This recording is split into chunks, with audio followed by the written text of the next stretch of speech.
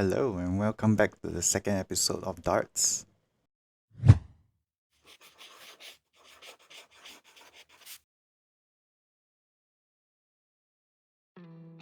Today we are filling up the line art portion for Darts.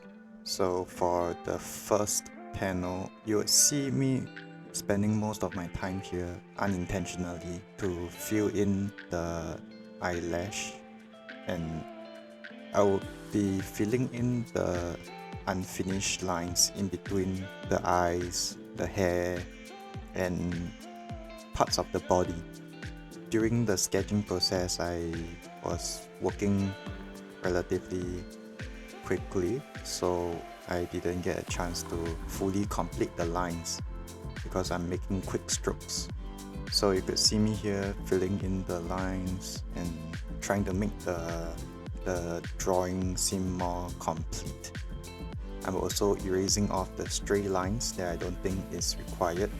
And now I'm working on the hand. So in this scene, I thought that the finger was too thick. So you could see me here trying to reduce the size of the fingers and making it seem more realistic.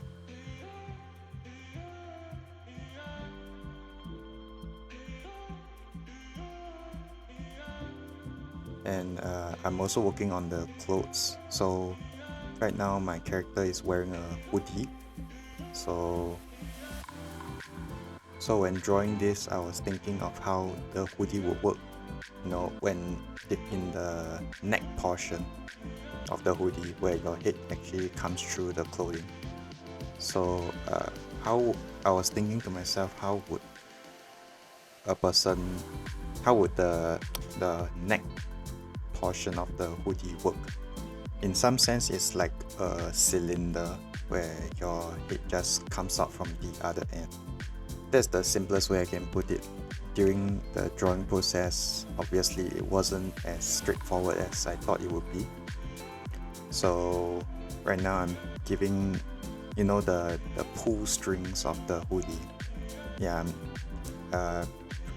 previously during the sketch, I only had two circular ball shapes representing the knot at the end of the pull strings. So I gave it a bit more definition, a bit more shape to the pull strings. So right now you can see me drawing out the eyes. So unlike before, I think that the eyes that I drew in this shot is actually much better than my previous attempts. It seems more, how do you say, it seems more classy. The eye looks more classy. But one thing I did wrongly while drawing the eyes is I gave, the pupil of the eyes, the darker portion should be at the bottom of the pupil and not the top, as you could see me doing in this scene. Not just this scene, but throughout the rest of the video for my other characters.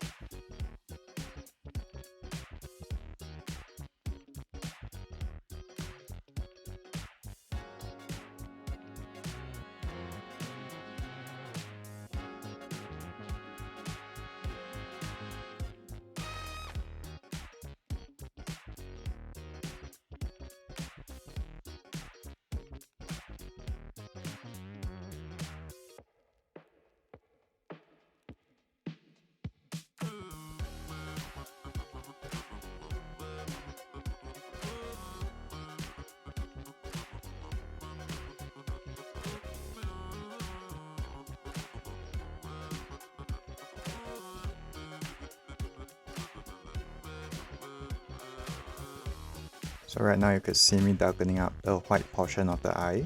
This part is to mimic the shadow, the eyelash cast on the eye.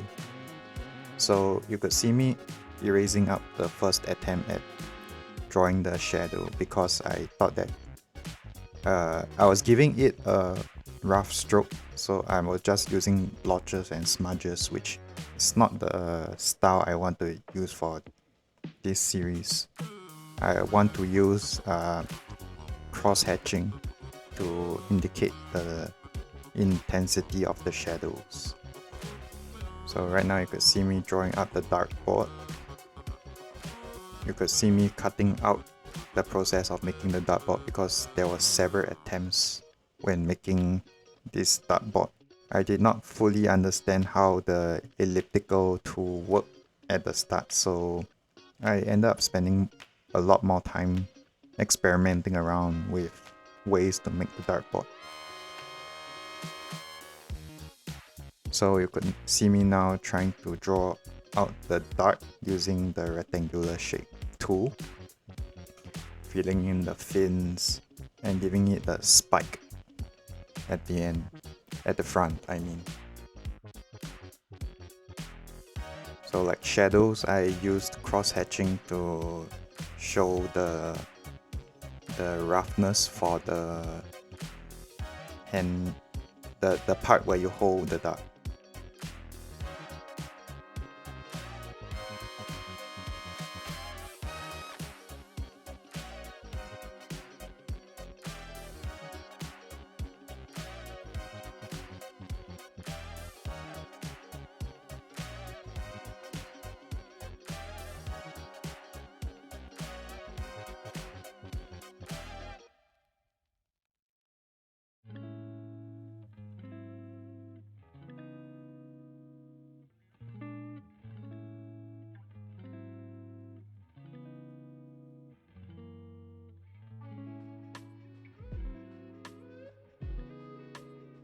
So we are moving on to the next panel, the third panel for this page.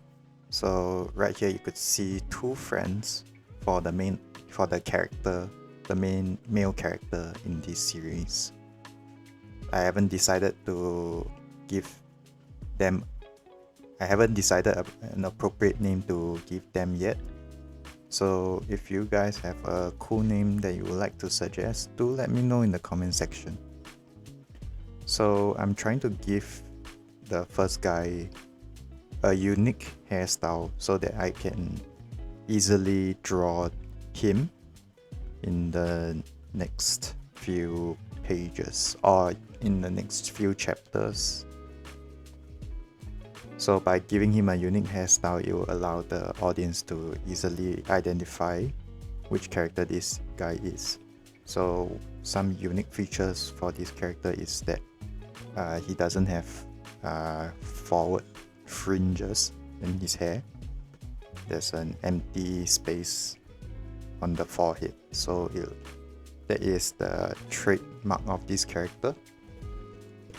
So like the main character himself, I'm giving him a hoodie because, you know, originality. I didn't have much originality when thinking of drawing the clothes.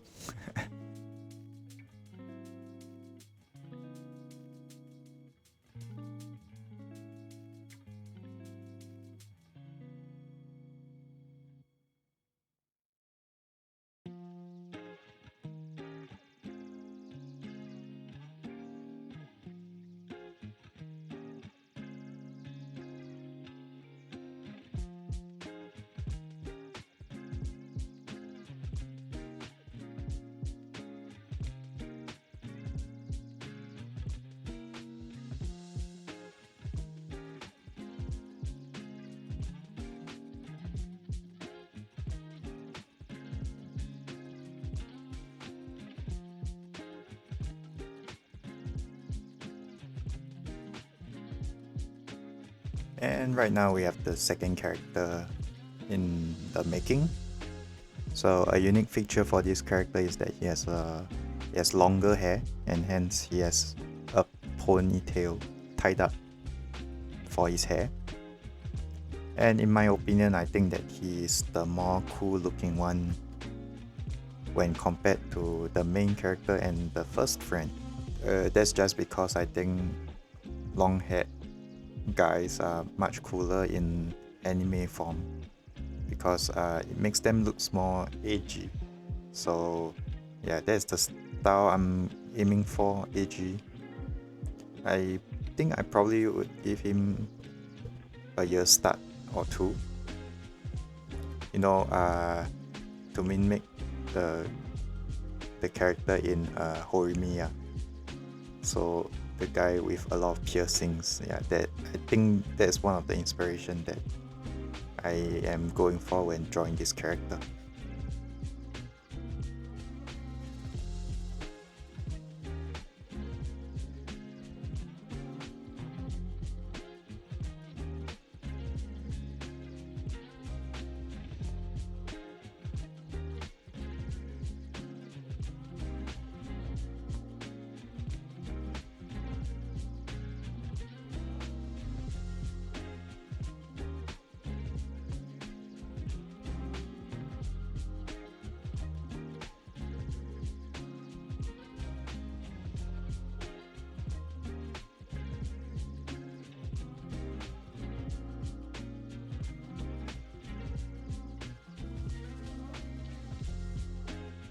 And right now here we have me trying to draw the eyes of the character. So when drawing this, I kind of wanted to do what I did for the main character, in the sense that I tried giving them cool looking eyes, but I think because of the shading I did at the front, they kind of look a bit weird, and I didn't follow my rule of doing cross hatching and resort to using smudges and squiggly lines to try to get that effect, which did not turn out well. Let me just say that it did not turn out well. But I guess at that point I was too engrossed in drawing, so I didn't really pay attention to how the eyeshadow looked. And in that sense, I gave him a new style of eyes. And right now we have me trying to draw the eyes of the first friend. So when drawing, I ended up redoing the eyes several times, and I got quite irritated and resorted to just erasing the eye completely, thinking that it will help me draw better eyes. But I think that didn't help, because I still use the same method to draw their eyes, which is using smudges, which is not the correct way that I taught myself. And you could see me trying to attempt using cross hatching to salvage whatever I drew, but cross hatching should be done for the whole eye itself and not just the whites of the eye. So by that I meant the pupil of the eye should also be done with cross hatching in order to get the specific style that I'm aiming for.